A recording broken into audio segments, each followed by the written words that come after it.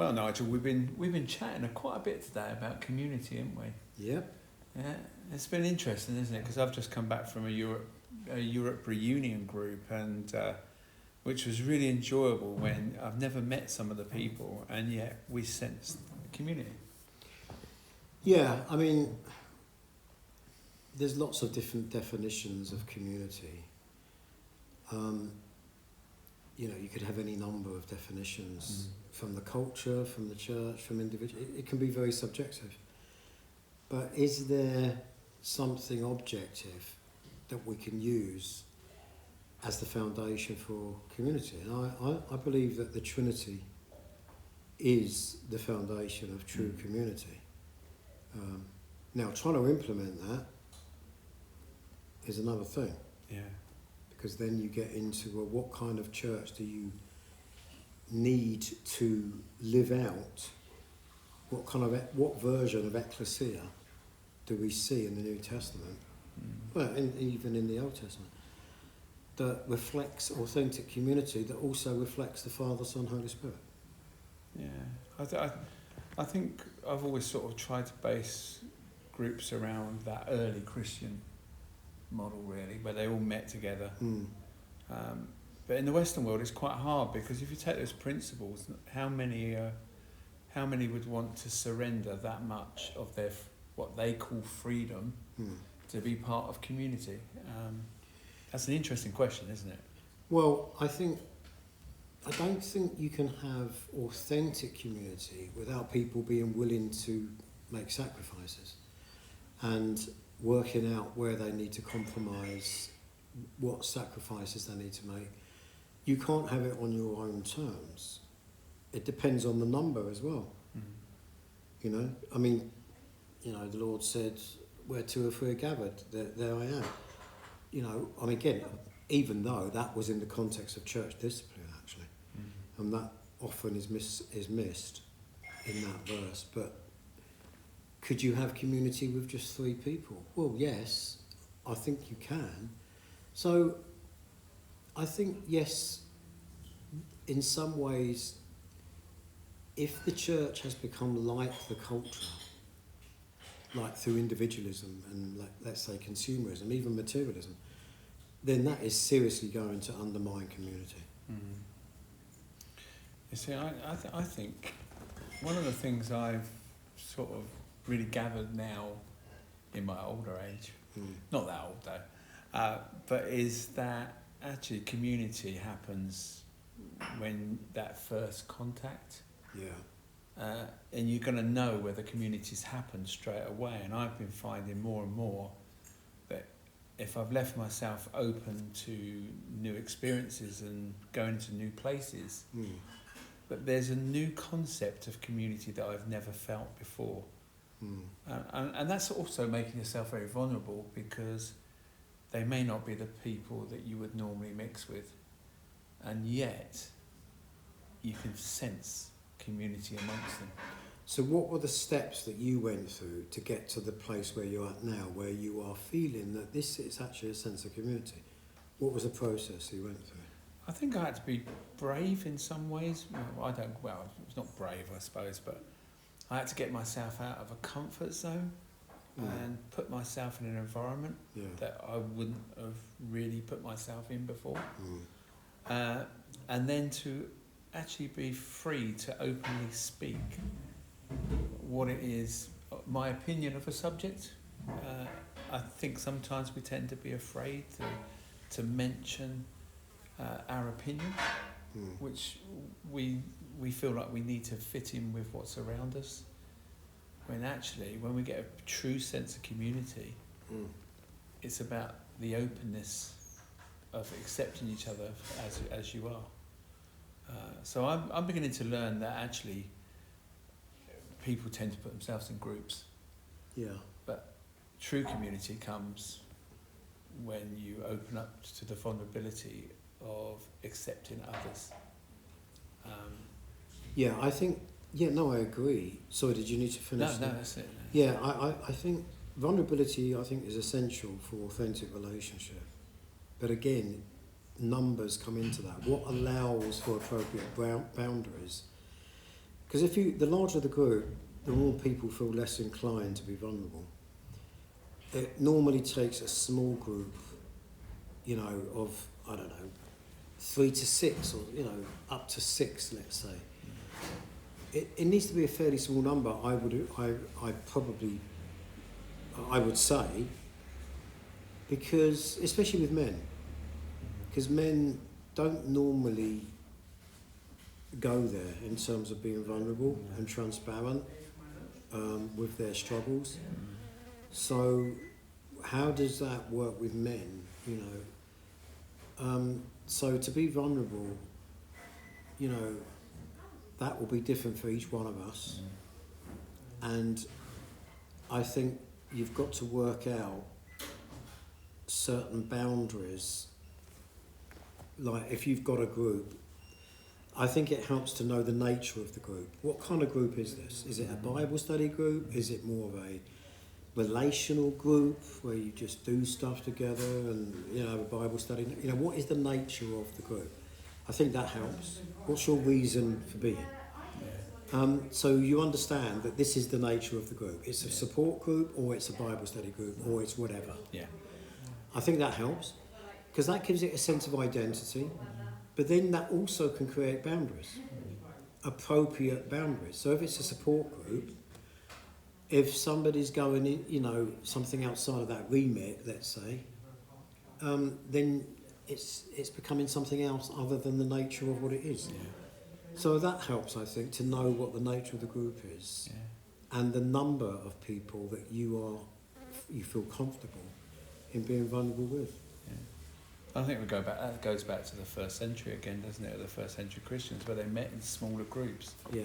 And then once a week, all came together,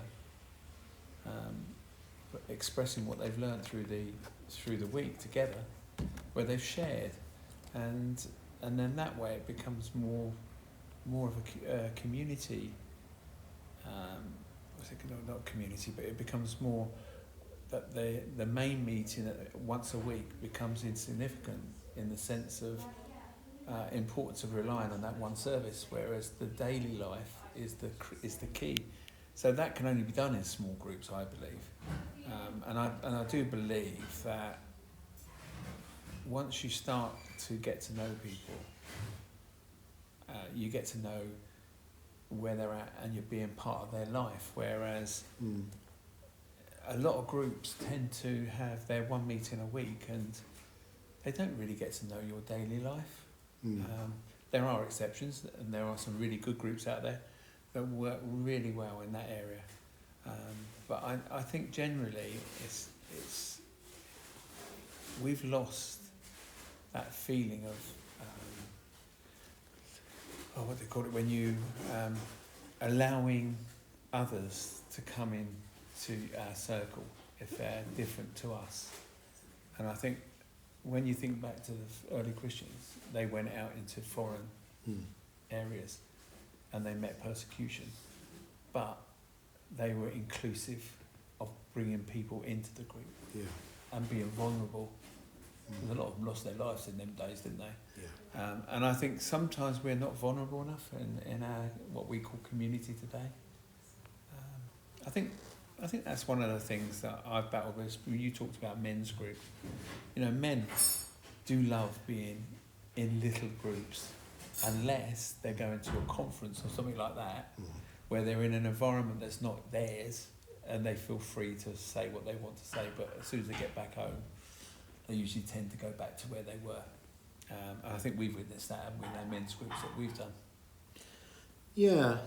I think if the world is calling the shots in terms of the pressure of the culture, because people are busy because of work, family, and we have assimilated individualism. I mean, when you talked about Acts, is the book of Acts a fixed sort of norm for the church throughout the church age until the Lord returns?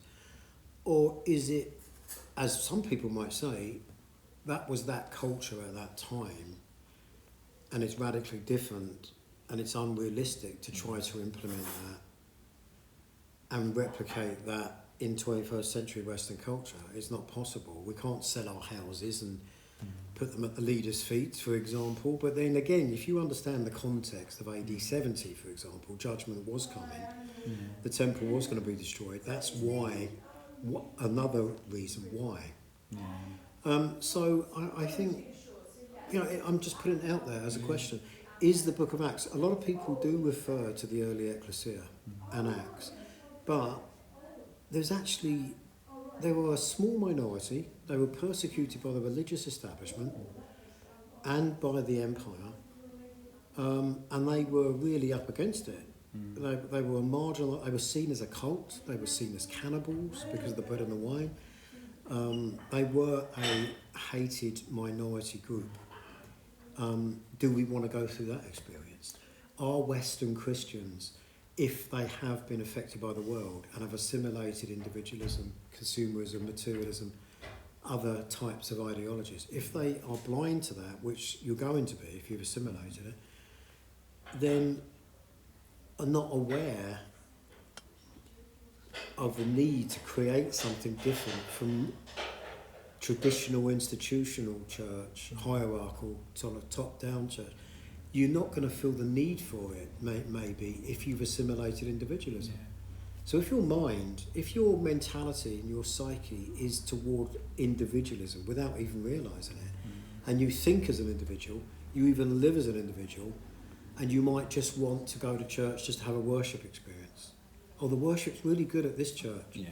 So people go there just for an experience. Yeah. But it's consumerism. Yeah.